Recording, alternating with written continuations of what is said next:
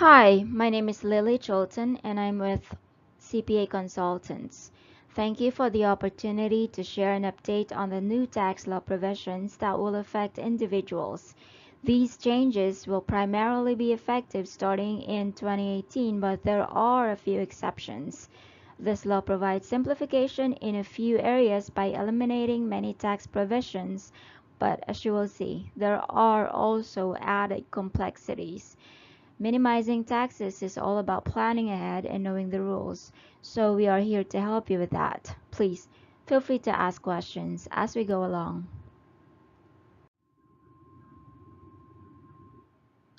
For reference purposes, the official title of the Tax Cuts and Jobs Act is to provide for reconciliation pursuant to Titles 2 and 5 of the Concurrent Resolution on the Budget for Fiscal Year 2018. Whew, that is a real long official title. But let's use the short version. The Tax Cuts and Jobs Act provides for many changes to individual tax provisions. With a few minor exceptions, the provisions are generally effective starting in 2018, and a majority of the changes are temporary in order to meet the requirements of the bill under budget reconciliation and sunset after 2025. Due to the number of changes and also some new concepts introduced in the law, there is a need for guidance from the IRS and possibly from Congress in the form of technical corrections on the application of the law. There are also many questions about which states will conform to any or all of the federal changes.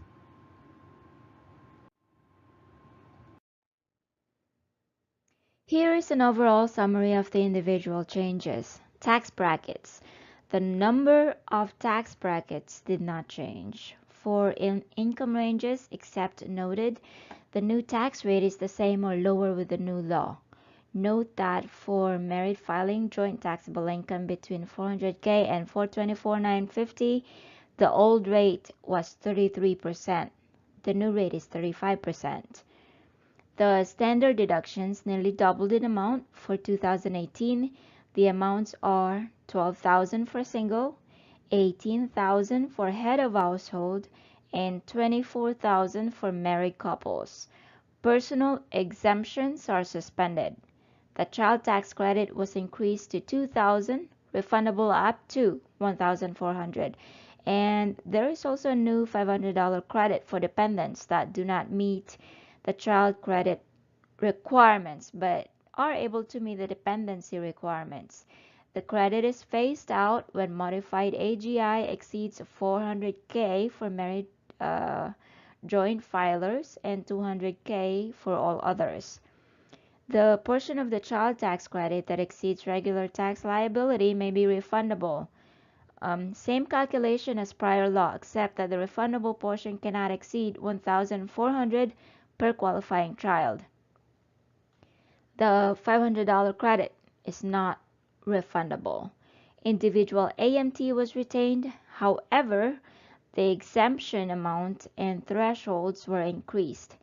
AMT exemptions are 109,400 for married filing joint, 54,700 for married filing as single, and 70,300 for single or head of household, and phase down of exemption is much higher, 1 million for married filing joint rather than $164,100 for prior law.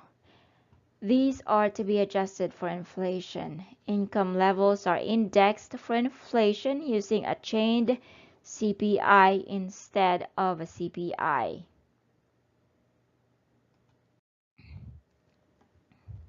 Capital gains rates also stay the same, with the highest income taxpayers paying 20% on capital gains, while also facing the net investment income tax of 3.8% on top of that. The breakpoints of the capital gains no longer follow the tax brackets for regular income tax purposes. For 2018, breakpoints are as follows. Okay. Single taxable income this is for single filers. If your wage is between 0 to 38,600, your maximum rate is 0%. Income with 38,601 to 425,800, your maximum rate is 15%. If your income is 425,801 and over, your maximum rate is 20%. For married filing joint or qualified wages taxable income, if your taxable income is between 0 to 77,200, your maximum rate is 0%.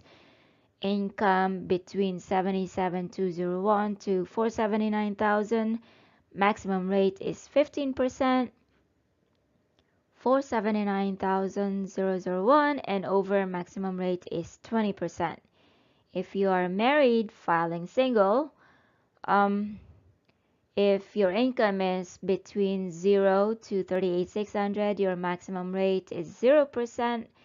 Income between 38,601 to 239,500, maximum rate is 15%. 239,501 and over, your maximum rate is 20%. Head of household taxable income is, if your income is 0 to 51,700, maximum rate is 0%. 51,701 to 452,400, maximum rate is 15%.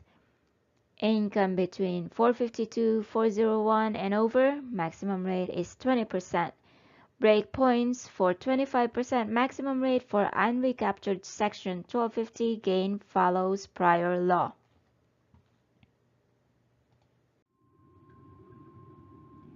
There are several changes to itemized deductions. First of all, the piece limitation.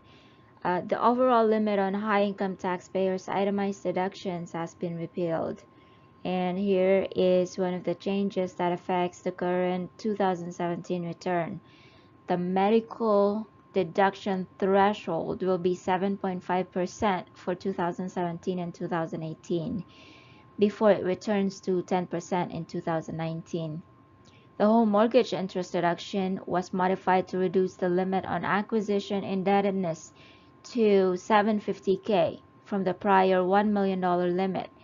A taxpayer who entered into a binding contract, you guys remember that, before December 15 and closes on the property before April 1st, 2018, is considered to have incurred the debt prior to December 15 and is therefore subject to the 1 million limit. Also note that for refinancing, if amount is equal or less than the grandfather debt, the $1 million limit is still in place. Home equity debt is not grandfathered, however, and the interest is no longer deductible, unfortunately. State and local tax, including income tax, real estate tax, and property tax, is now limited to $10K. $5K if you are married filing single. Also, miscellaneous itemized deductions subject to the 2% AGI threshold are no longer deductible. There was no change to investment interest expense. Okay? Here are some examples of miscellaneous deductions which will no longer be deductible. Unreimbursed employee expenses, tax prep fees, hobby expenses, investment fees or expenses, legal fees related to producing income, and safe deposit fee. Miscellaneous deductions that are not subject to the 2% AGI limitation include casualty losses. This deduction was also changed, however, see future slides. Gambling losses to the extent of the winnings, and losses from other activities from K1, and repayments of more than $3,000 under a claim of right.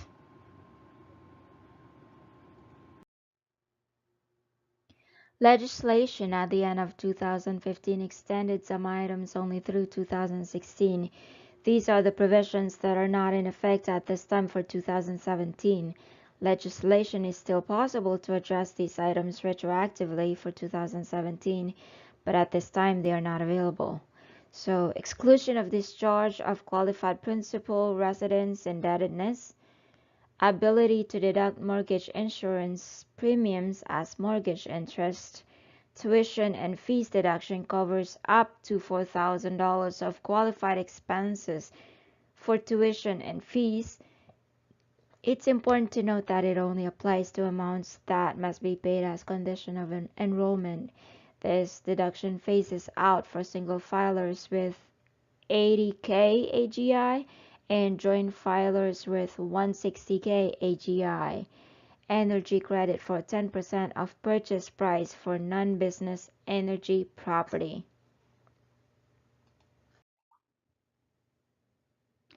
This new provision provides a 20% deduction on qualified business income.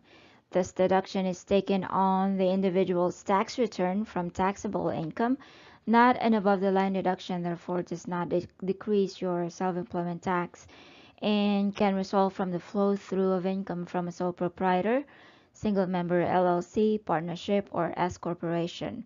The calculation is very complex and can be limited based on taxable income as well as the type of trade or business income that is applicable. A limitation based on W-2 wages and capital is phased in when the taxpayer's taxable income exceeds a $157,500 for single filers and $315,000 married joint filers threshold amount.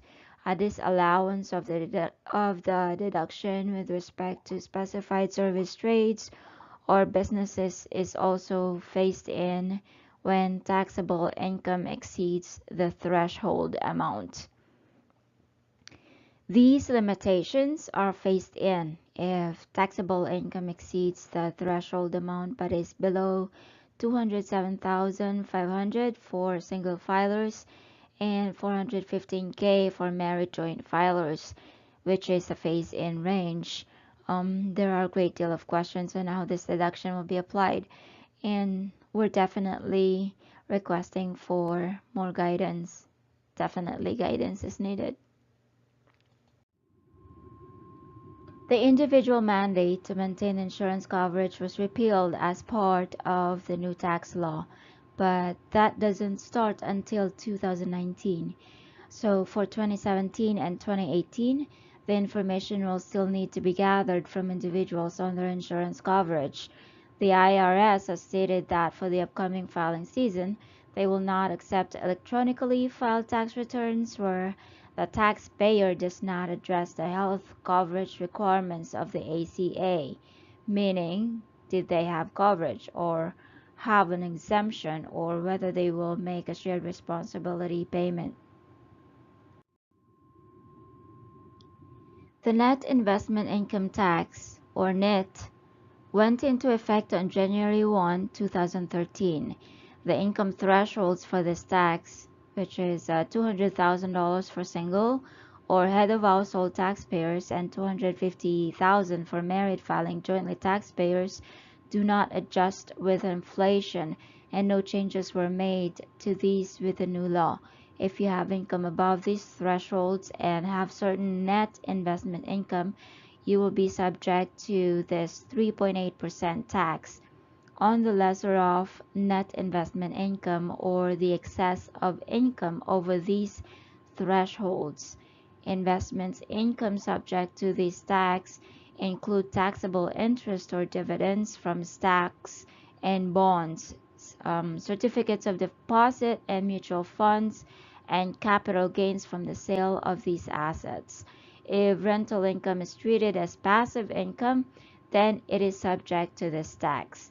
Activities that meet the self-rental and real estate professional rules are not subject to NIT. Due to the changes for state tax and miscellaneous itemized deductions and expenses to reduce the net investment income are no limited or no longer available. So taxpayers should be aware if they are subject to this tax that that the amount will likely increase. The AMT, which is the alternative minimum tax, exists to be sure everyone pays a minimum level of tax despite using various exclusions, deductions, and credits to reduce the regular tax. AMT exemptions are 109,400 for married filing joint, 54,700 for married filing single, and 70,300 for single or head of household, and face down of exemption is much higher, 1 million for married filing joint rather than 164,000 for prior 164,100 for prior law. These are to be adjusted for inflation. Due to the increase in the exemption, increase in the phase out amount of the exemption, and the elimination or limiting of several of the key triggers of the tax, which are state income tax and miscellaneous deductions, it is likely that less taxpayers will be subject to AMT. However, since it is still in effect, careful planning will consider whether a taxpayer is the tax. Effective for 2018, the reconversion rules cannot be used to unwind a Roth conversion. There is a debate on whether a 2017 Roth conversion had to be recharacterized by December 31st or must be completed by October 15th, which is the extended due date of return. Even employee stops making payments on a retirement plan loan, a deemed distribution generally occurs.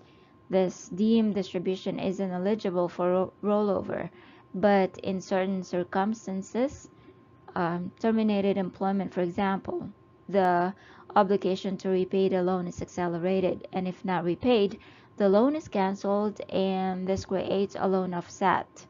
This is treated like a distribution from the plan, and the amount is eligible for tax-free rollover to another eligible plan within 60 days prior within 60 days per old law.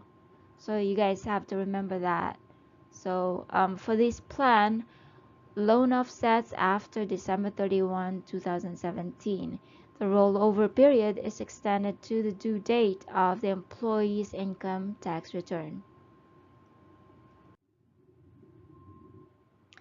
The increased exemption rate further simplifies estate taxes for federal purposes, but that doesn't mean you don't need to do estate planning if your wealth falls below the exemption level. Many states have much lower thresholds, and proper planning can alleviate some of the burden.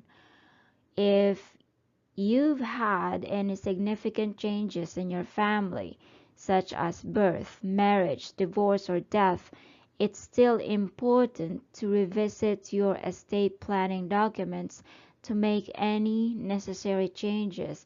You guys need to always update your estate documentations if and whenever you have a triggering event. So, your papers are updated as well to follow with your tax status.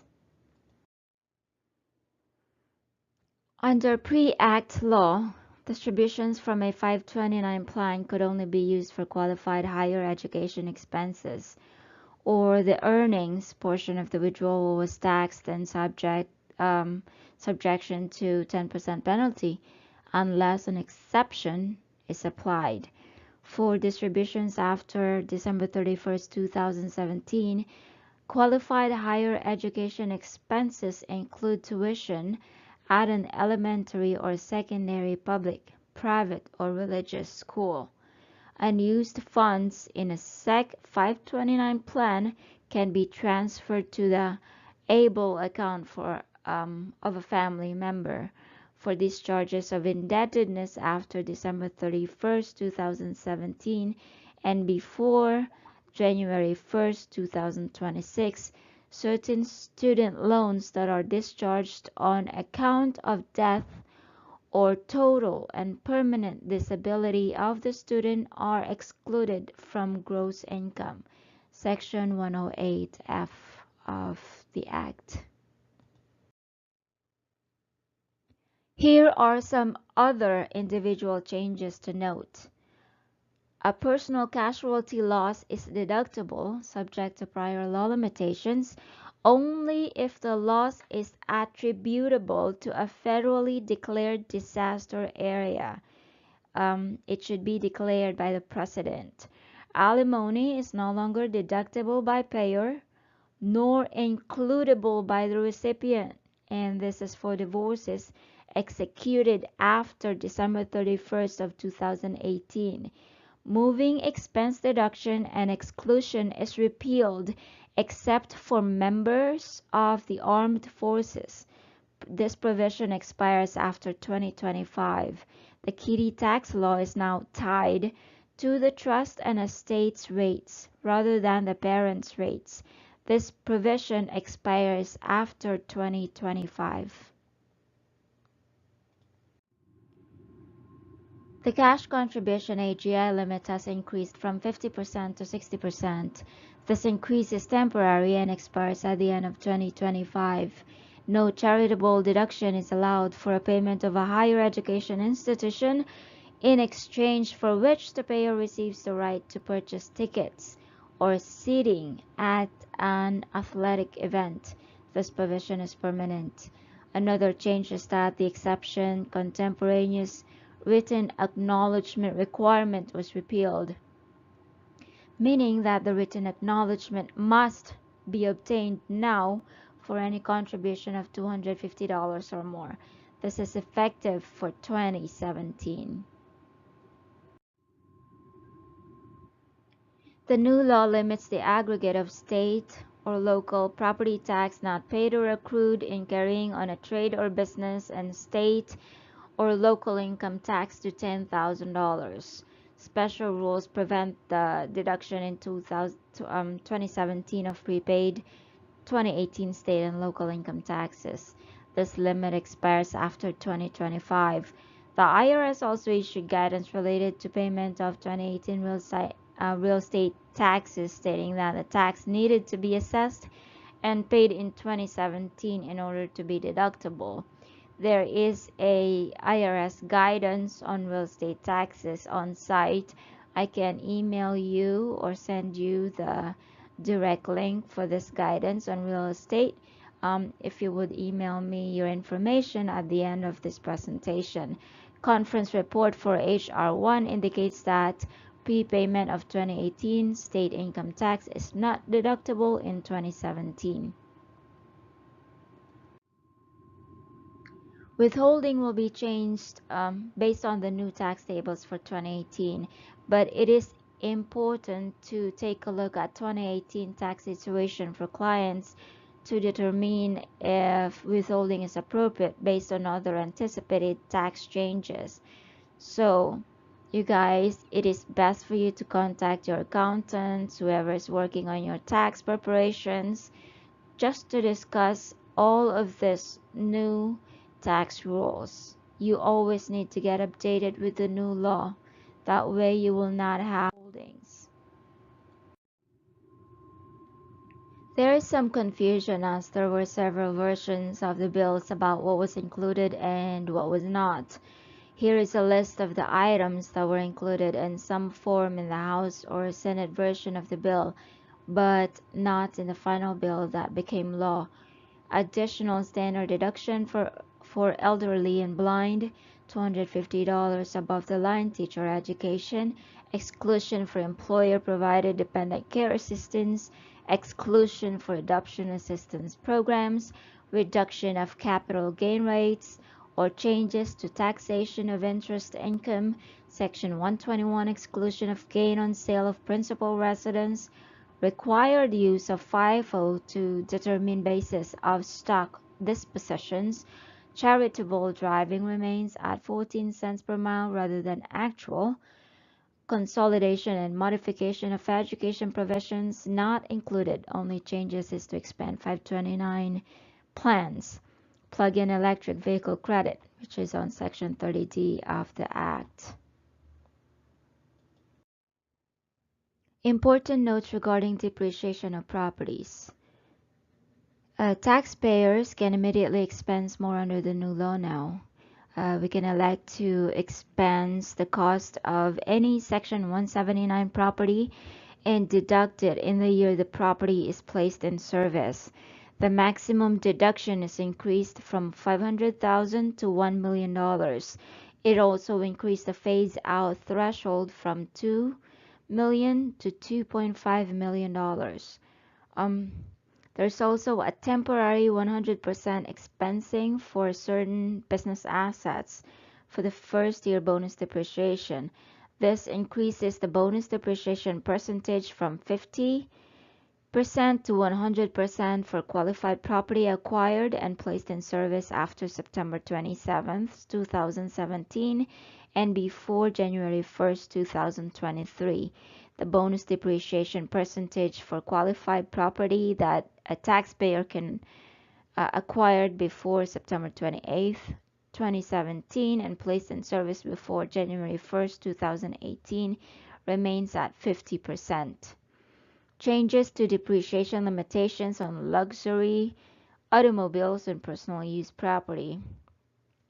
The new law changed depreciation limits for passenger vehicles placed in service after December 31st, 2017. If the taxpayer doesn't claim bonus depreciation, the greatest allowable depreciation deduction is $10,000 for the first year, $16,000 for the second year, $9,600 for the third year, $5,760 for each later taxable year in the recovery period. If a taxpayer claims 100% bonus depreciation, the greatest allowable depreciation deduction is $18,000 for the first year, meaning you get an additional $8,000 bonus depreciation for the first year. So the second year will be $16,000, $9,600 for the third year, and $5,760 for each later taxable year in the recovery period. The new law also removes computer for peripheral equipment from the definition of listed property. This changes applies to property placed in service after December 31st, 2017. Applicable recovery period for real property. The new law keeps the general recovery period of 39 years for non-residential real property and 27.5 years of residential rental property, but the new law changes the alternative depreciation system recovery period for residential rental property from 40 years to 30 years. Qualified leasehold improvement property, um, qualified restaurant property, and qualified retail improvement property are no longer separately defined and given a special 15-year recovery period under the new law. These changes affect property placed in service after December 31st, 2017. Under the new law, real property, trade, or business electing out of the interest deduction limit must use the alternative depreciation system to depreciate any of its non-residential real property, residential rental property, and qualified improvement property. This change applies to taxable years beginning after December 31st, 2017. Due to many changes across the board that this new law contains, many planning strategies will need to be evaluated and examined to make sure they still make sense.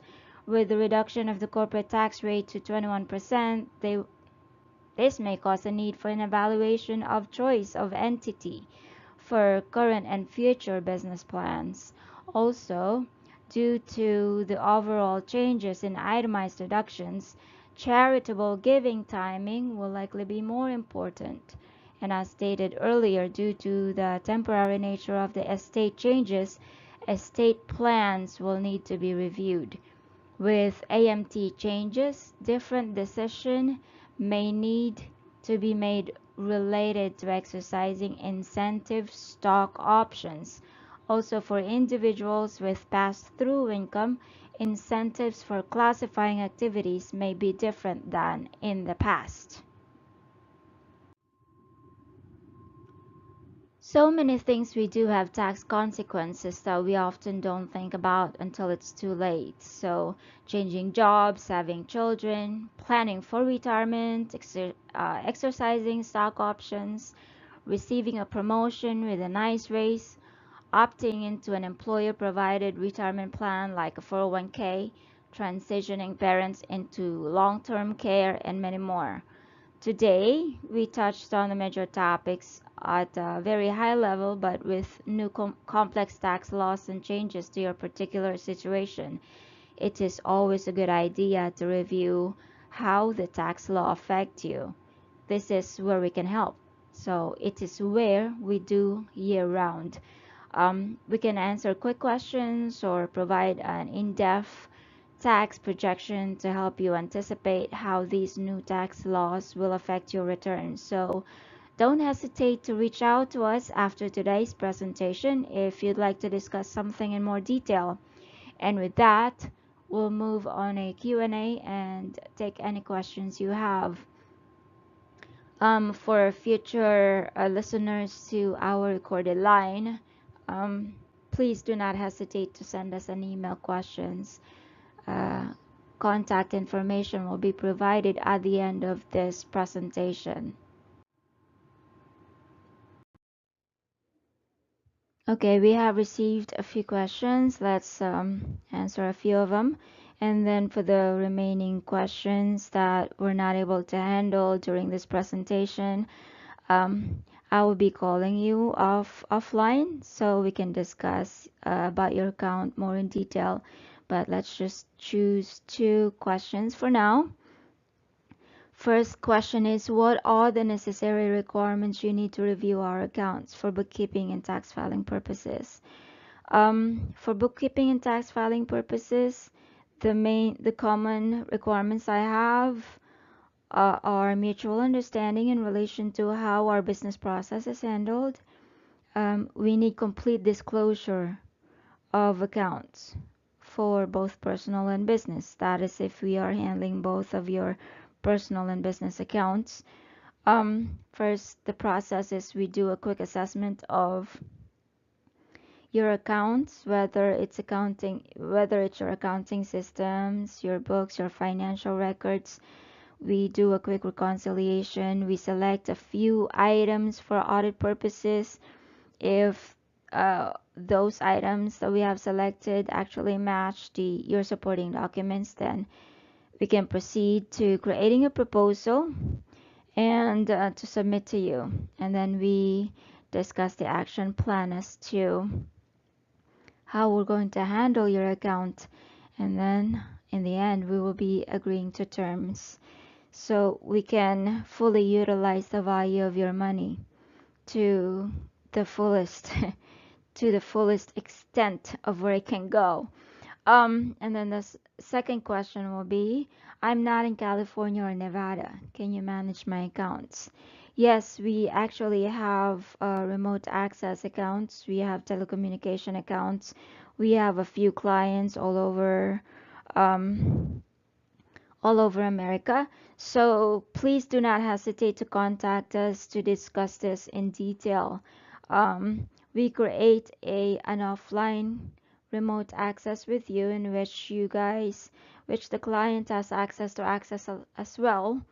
Um, and then we do the regular accounts maintenance, whether it's for accounts payable, receivables, just regular financial reconciliations, month-end closing, tax preparation, tax audits, or accounting audits. We can handle remote access transactions. So for additional information, please do call our corporate number, and the telephone number is 310-800-1932.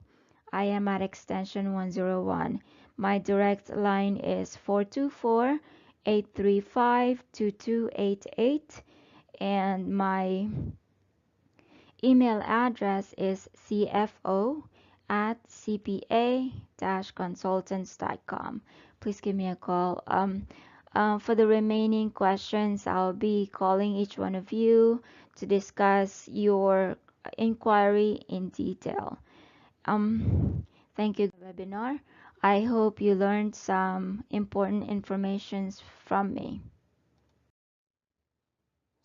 Thank you. It was a pleasure being with you today, and I welcome you to contact me with questions anytime.